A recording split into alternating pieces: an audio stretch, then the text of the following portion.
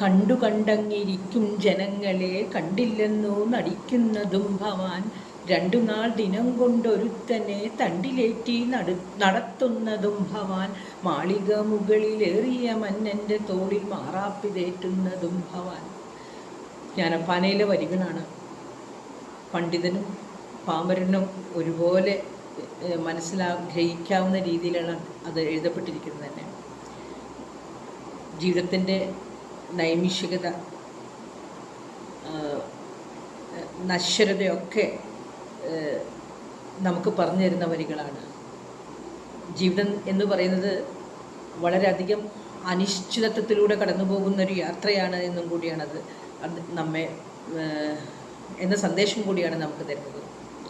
പക്ഷെ മനുഷ്യനിതൊന്നും ശ്രദ്ധിക്കുന്നില്ല, അതൊന്നും കണക്കാക്കുന്നില്ല, കൂസുന്നില്ല. എത്ര കണ്ട് പാഠം പഠിച്ചാലും അത് ഉൾക്കൊള്ളുന്നുമില്ല, വീഴ്ചകളിൽ നിന്ന് പാഠങ്ങൾ ഉൾക്കൊള്ളുന്നുമില്ല. പിന്നെയും ഞാൻ എൻ്റെ എന്ന ഭാവത്തിൽ വീണ്ടും വെട്ടിപ്പിടിക്കാനും ഗർവ് കാണിക്കുകയും ധാർഷ്ട്യം കാണിക്കുകയും ഒക്കെ തന്നെയാണ് ചെയ്യുന്നത്. വളരെ കുറച്ച് ഒരു കാലമേ ഉള്ളൂ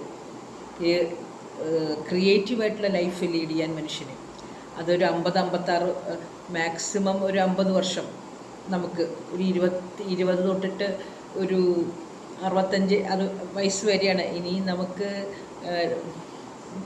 ഇറ്റേണിറ്റി വരുന്ന ഒരു കാലഘട്ടമൊക്കെ ഉണ്ടാവുമെന്ന് പറയുന്നു. പക്ഷേ ഇപ്പോൾ അങ്ങനെയല്ലല്ലോ. ഇപ്പോൾ നമുക്ക് മാക്സിമം ഒരു 40 വർഷം വളരെ ക്രിയേറ്റീവായിട്ട് ജീവിക്കാനുള്ള അവസരം നമുക്ക് ദൈവം തന്നിട്ടുണ്ട്. ആ കാലയളവിൽ നമുക്ക് ചെയ്യാൻ കഴിയുന്ന ഒന്നേ ഉള്ളൂ, radiating happiness and light around us. പ്രകാശവും സന്തോഷവും നമുക്ക് ചുറ്റും പരത്താൻ കഴിയും നമുക്ക്. അത് ചെയ്യാനായിട്ടാണ് നാം ശ്രമിക്കേണ്ടത്. പക്ഷേ ഇവിടെ നടക്കുന്നത് മത്സരമാണ്. ഒന്നാമനാവണം എന്നൊരു ചിന്ത കൊണ്ട് മാത്രമാണ് നമ്മളെല്ലാവരും ചിന്തിക്കുന്നതും. അതിനനുസരിച്ചിട്ടാണ് ബഹുഭൂരിപക്ഷ ആൾക്കാരും അവരുടെ ജീവിതചര്യ തന്നെ ക്രമീകരിച്ചിരിക്കുന്നതും. അത് SSLC തൊട്ട് തുടങ്ങാം. ഫസ്റ്റ് റാങ്ക് വേണം, A+ വേണം. അത് കഴിഞ്ഞ് എൻട്രൻസ് എക്സാമിനേഷൻ എഴുതുന്നു. അത് തുടങ്ങി അതിൽ MBBS തന്നെ കിട്ടണം, അത് IIT കിട്ടണം. പിന്നെ അങ്ങനെ പോകുന്നു. പിന്നെ നെറ്റ് കിട്ടണം, പബ്ലിക് സർവീസ് എക്സാമിനേഷൻ എഴുതണം. അതിൽ ഷോർട്ട് ലിസ്റ്റിൽ ഫസ്റ്റ് തന്നെ ആകണം. അപ്പോൾ അതൊക്കെ ഒരു മത്സരമാണ്. ഇതൊന്നുമില്ലെങ്കിൽ ജീവിക്കാൻ സാധിക്കില്ല എന്ന ഒരു മിഥ്യാധാരണ കുഞ്ഞുങ്ങളിൽ തുടക്കം തൊട്ടിട്ട് തന്നെ കുത്തിവെക്കുന്നുണ്ട്. ഇനി ഇങ്ങനെ നടന്നാൽ പറ്റില്ല, SSLCക്കല്ലേ ഫസ്റ്റ് ക്ലാസ് വേണ്ടേ, റാങ്ക് വേണ്ടേ. ഹരാസ്മെൻറ്റ് തുടങ്ങും. രക്ഷിതാക്കളെ വിളിച്ചു കൊടുന്ന് സ്കൂളിൽ നിന്ന് തന്നെ. അതായത് എല്ലാം കച്ചവടമാണ്. ഒരു മാനദണ്ഡം വെച്ചേ പറ്റുള്ളൂ നിലനിൽപ്പിന് വേണ്ടിയിട്ട്. അപ്പോൾ ഇത്ര A+ ഇവിടെ കിട്ടിയാലാണ് ഇവിടെ അഡ്മിഷൻ കിട്ടുള്ളൂ. അവിടുന്ന് തുടങ്ങുന്നു കുഞ്ഞുങ്ങളിൽ ഈ വിഷം കുത്തി വെക്കുന്നത്. അപ്പോൾ മത്സരമാണ്. മത്സരത്തിൽ എക്സൽ ചെയ്തില്ല എന്നുണ്ടെങ്കിൽ നാം എവിടെയും നോവർ എന്നുള്ള ഒരു സിറ്റുവേഷൻ ഉണ്ടാവും. തഴയപ്പെടും. എവിടെ എത്തില്ല, നമുക്ക് ജീവിക്കാൻ സാധിക്കില്ല. അന്തസ്സായി ജീവിക്കാൻ ആണ് കുഞ്ഞുങ്ങളെ പഠിപ്പിക്കേണ്ടത്, അല്ലാണ്ട് മത്സരിപ്പിക്കാനല്ല പഠിപ്പിക്കേണ്ടത്. അപ്പോൾ പിന്നെ അഭിനയത്തിലാണെങ്കിൽ ഏറ്റവും വലിയ ആക്ടർ ആവണം. അവിടെയും ഏറ്റവും കൂടുതൽ പൈസ വാങ്ങുന്ന ഒരു ആക്ടറായി മാറണം. അവിടെയും മത്സരം.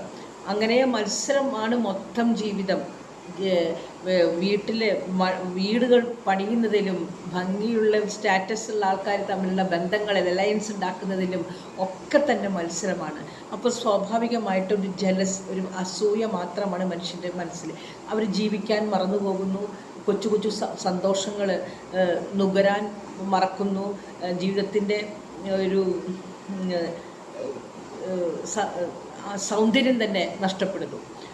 അങ്ങനെ ഏത് വഴിയും സ്വീകരിക്കുക, അതായത് നിലച്ചാലൊഴുകുന്ന വഴികളിലൂടെയൊക്കെ തന്നെ ചോര പുരണ്ട വഴികളിലൂടെ ഒക്കെ ലക്ഷ്യപ്രാപ്തിക്ക് വേണ്ടി സഞ്ചരിക്കാനായിട്ട് യാതൊരു മടിയും ആളുകൾ കാണിക്കുന്നില്ല എന്നുള്ളതാണ്. അത് തന്നെയാണ് ഡോക്ടർ CJ റോയുടെ ഇപ്പോൾ കഥ നമ്മോട് പറയുന്നത്. അദ്ദേഹം കഴിഞ്ഞ ദിവസം തന്നെ അദ്ദേഹം ഇറങ്ങി വരുമ്പോൾ, വണ്ടിയിൽ നിന്ന് ഇറങ്ങി വരുമ്പോൾ കുട ചൂടിപ്പിക്കാൻ ആൾക്കാർ ഒരു 25 സെക്യൂരിറ്റി ഗാർഡ്സ് അദ്ദേഹത്തിൻ്റെ ചുറ്റും നിൽക്കുന്നുണ്ട്. അദ്ദേഹം വലിയ സമ്മാനങ്ങൾ ബിഗ് ബോസ് ജേതാക്കൾക്ക് കൊടുക്കുന്നു, പരസ്യങ്ങൾ കൊടുക്കുന്നു. അപ്പോൾ അദ്ദേഹം ഒരു മോട്ടിവേഷണൽ സ്പീക്കറായിട്ട് മാറുന്നു. മില്യൺസ് ആൻഡ് മില്യൺസ് ഫോളോവേഴ്സ് വരുന്നു. അപ്പോൾ ഇപ്പോൾ കുറേ മോട്ടിവേഷണൽ സ്പീക്കേഴ്സ് ഇറങ്ങിയിട്ടുണ്ട്. അത് ജിജി മാരിയോ ദമ്പതികൾ മോട്ടിവേഷൻ സ്പീക്കറാണ്. അപ്പോൾ എനിക്ക് മനസ്സിലായിട്ടുള്ളത് വെറും പ്രിട്ടൻഷനാണ്, വെറും മുഖമൂടിയാണ്. അവർ തന്നെ അത് തന്നെത്താൻ അവരുടെ മുഖമൂടി ആരും ജിജി മാരിയോരും മുഖമൂടി ആരും വലിച്ചു കീറിയതല്ല, തന്നെത്താൻ അഴിഞ്ഞു വീണുപോയി. കാലത്തിൻ്റെ കാവ്യനീതിയാണ്. എന്തോരം കാലം ഇങ്ങനെ സത്യത്തെ മറച്ചു പിടിക്കാൻ പറ്റും? സ്വാഭാവികമായിട്ടും അത് മറനീക്കി പുറത്തു വരിക തന്നെ ചെയ്യുമല്ലോ. അപ്പോൾ ഈ ജനങ്ങളെ മോട്ടിവേഷൻ സ്പീക്കർ, ജനങ്ങൾക്ക് വീട്ടിലുള്ള അച്ഛനും അമ്മയും പറഞ്ഞു കൊടുത്താൽ, അല്ലെങ്കിൽ കാരണന്മാർ പറഞ്ഞു കൊടുത്താൽ, അല്ലെങ്കിൽ അവർക്ക് അത് പിടിക്കില്ല, അവർക്കതനുസരിക്കാൻ താല്പര്യമില്ല. ഈ ഗ്ലിറ്ററിൽ നിൽക്കുന്ന ആൾക്കാർ പറഞ്ഞാൽ മാത്രമേ ആരും ഉൾക്കൊള്ളൂ. ഒരു പരാജയപ്പെട്ടവൻ വന്നിട്ട്, ശരിക്കും പറഞ്ഞാൽ പരാജയപ്പെട്ടവനിൽ നിന്നാണ് നമ്മൾ ഇൻസ്പിറേഷൻസ് ഡിറൈവ് ചെയ്യേണ്ടത്. പരാജയപ്പെട്ടവൻ്റെ ജീവിതമാണ് നമുക്ക് പ്രചോദനമേകേണ്ടത്. എത്ര കണ്ട് പ്രതികൂല സാഹചര്യങ്ങളും മറികടന്നിട്ടും അദ്ദേഹം ജീവിക്കുന്നുണ്ട്. അതൊരു വലിയ സന്ദേശമാണ് നൽകുന്നത്. അപ്പോൾ എവിടെയെങ്കിലും വലിയ വ്യവസായം നടത്തി തോറ്റ് തുന്നമ്പാടി ഏതെങ്കിലും സ്ഥലത്ത് അനോണിമസ് ആയിട്ട് അറിയപ്പെടാതെ ജീവിക്കുന്ന ഒരു വ്യക്തിയെ കൊണ്ടുവന്നിട്ട് വേണം മാനേജ്മെൻറ്റ് ക്ലാസ്സസ് ഒക്കെ കൊടുക്കാൻ, അവരെ കൊണ്ട് വേണം ഇൻസ്പിറേഷൻസ് ഒക്കെ കൊടുക്കാൻ. അവർക്ക് ഒരുപാട് കാര്യങ്ങൾ സമൂഹത്തിനോട് പറയാനുണ്ടാവും. അവരുടെ അത്തരം വീഴ്ചകളിൽ നിന്ന് വന്നാൽ എങ്ങനെ അതിനെ മറികടക്കാമെന്നുള്ള പാഠങ്ങൾ അദ്ദേഹത്തിന് പറഞ്ഞു കൊടുക്കാൻ സാധിക്കും. ചുരുങ്ങിയ പക്ഷം ഇത്രയൊക്കെ വീഴ്ചകൾ വന്നിട്ടും അവരൊക്കെ ജീവനോടെ ഇരിക്കുന്നുണ്ട്, അല്ലാണ്ട് ഓടിപ്പോയി ആത്മഹത്യ ചെയ്യുകയല്ല ചെയ്യുന്നത്. അപ്പോൾ അത്തരം വീണു പോയവരിൽ ആണ് നമ്മൾ ഇൻസ്പിറേഷൻ. അവർ ജീവിക്കുന്നുണ്ട്. കൊച്ചു പണി എടുത്തിട്ടാണെങ്കിൽ നാളെ ജീവിതത്തിൽ ആ ആർട്ട് ഓഫ് സർവൈവൽ ഉണ്ടല്ലോ, അതിജീവന കല. ആ അതിജീവന കല നടത്തുന്ന ആൾക്കാരെയാണ് നമ്മൾ ഇൻസ്പിറേഷനായിട്ട് കൊണ്ടുവരേണ്ടത്. അതല്ലാതെ ഈ നിറഞ്ഞു നിൽക്കുന്ന ഗ്ലിറ്ററിൽ ഇന്നലെ 40 വയസ്സ് വരെ പരാജയങ്ങൾ മാത്രം ഏറ്റുവാങ്ങിയ ആൾക്കാർ സ്വന്തം കഴിവുകൊണ്ടൊന്നും ആയിരിക്കില്ല, ക്രിയേറ്റീവ് ഇൻ്റലിജൻസ് കൊണ്ടോ മിടുക്ക് കൊണ്ടോ ഒന്നും ആയിരിക്കില്ല. ചിലപ്പോൾ വല്ല ഭൂമിക്ക് വില കൂടിയിട്ടോ അല്ലെങ്കിൽ വേറെ എന്തെങ്കിലും കാര്യങ്ങളൊക്കെ. ഈ മോട്ടിവേഷൻ സ്പീക്കേഴ്സ് വളരെ നിസ്സാരമായ കാര്യങ്ങളൊക്കെ പറഞ്ഞ് അവർ അങ്ങനത്തെ കാര്യങ്ങളൊക്കെ പറയും. ഈ ഗ്ലിറ്ററിൽ വന്ന് വളരെ വില കൂടിയ വസ്ത്രമൊക്കെ ഇട്ട് വന്ന് മോട്ടിവേഷൻ സ്പീക്കേഴ്സ് എന്നൊക്കെ പറഞ്ഞ് കുറച്ച് ആൾക്കാർ നടക്കുന്നുണ്ട്. അപ്പോൾ അവർ വന്ന് നമ്മളെ അങ്ങോട്ട് പ്രോത്സാഹിപ്പിക്കാൻ തുടങ്ങും.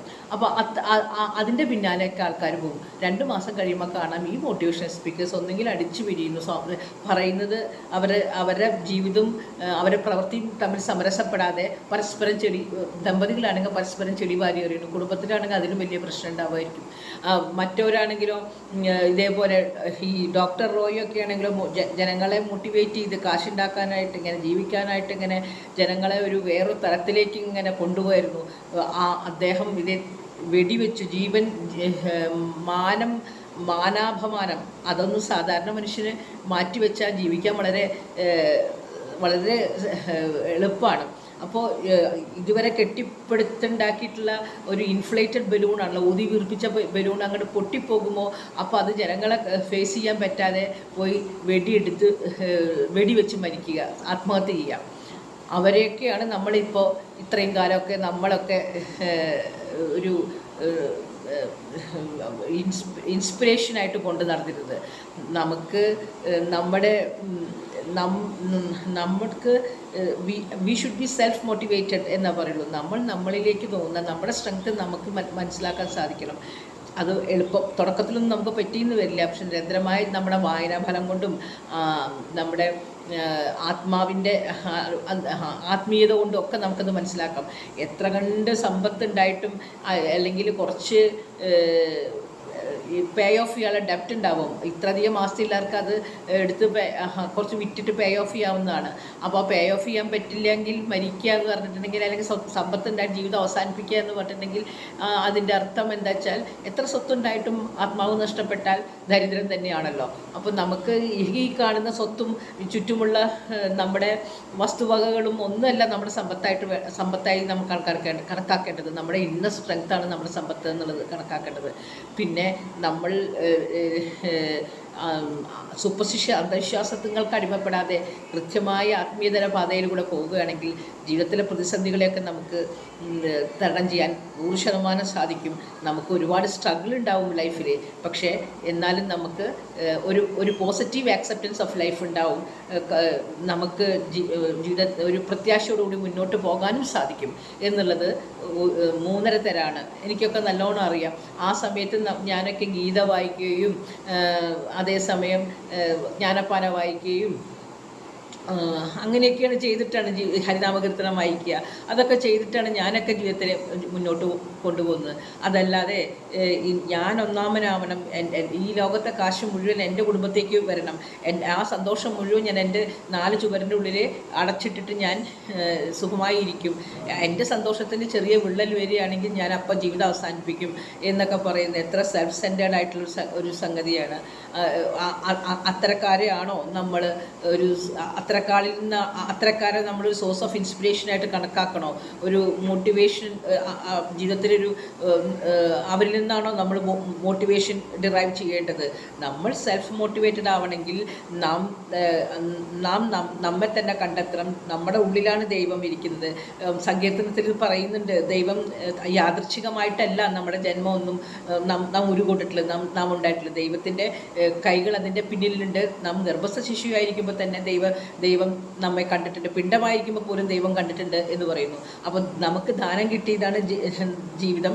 ആ ജീവിതം നമുക്ക് തിരിച്ചെടുക്കാനുള്ള അധികാരവുമില്ല.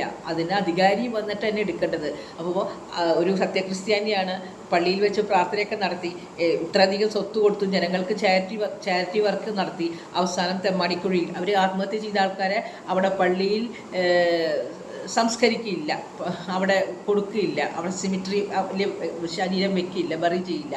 അതുകൊണ്ട് തന്നെ അതൊക്കെ മുൻകൂട്ടി കണ്ട് തന്നെ പുറത്താണ്. അപ്പോൾ തെമ്മാടിക്കുഴി തന്നെ വേണ്ടി വന്നിരുന്നു.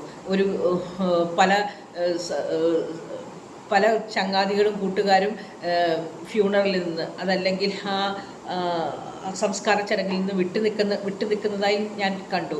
അതിൻ്റെയൊക്കെ അർത്ഥം എന്താ? അവർക്കൊക്കെ പേടിയുണ്ട്, അന്വേഷണം നമ്മളിലേക്കൊക്കെ വരുമോ എന്നുള്ളൊരു പേടി വരുന്നു. അപ്പോൾ വെട്ടിപ്പിടിക്കുന്നതിലും ഈ കാശ് കൊടുത്ത് സർട്ടിഫിക്കറ്റ് വാങ്ങി ഈ സോഷ്യൽ പ്രൂഫിങ്ങിന് വേണ്ടി അതിൻ്റെ പിന്നാലെ നടക്കുന്നതിൽ യാതൊരു അർത്ഥവും എന്ന് നമുക്ക് മനസ്സിലായിട്ടുണ്ട്. പല വ്യവസായികളുടെ 3-ോ 4-ാമത്തെ വ്യവസായികളുടെ മരണം നാം കാണുന്നത്. കപ്പൽ ജോയി എന്താ നേടിയത്? ഈ കണ്ട കാശുണ്ടാക്കിയിട്ട് അവസാനം ജീവിതം അവസാനിപ്പിക്കേണ്ടി വരികയാണ്. അപ്പോൾ മനുഷ്യർക്ക് നമ്മൾ ലളിത ജീവിതത്തിന് പിന്നാലെ പോകുന്നതാണ് എല്ലാം കൊണ്ടും നല്ലത്. നമുക്ക് വേണ്ടത് രാത്രി കിടന്നാൽ ഉറക്കവും സമാധാനവും ഒക്കെ തന്നെയാണ് വേണ്ടത്. ഡോക്ടർ CJ ജോയുടെ ജീവിതവും മരണവും നമുക്ക് ഒരുപാട് കാര്യങ്ങൾ പറഞ്ഞു തരുന്നുണ്ട്. നന്ദി, നമസ്കാരം.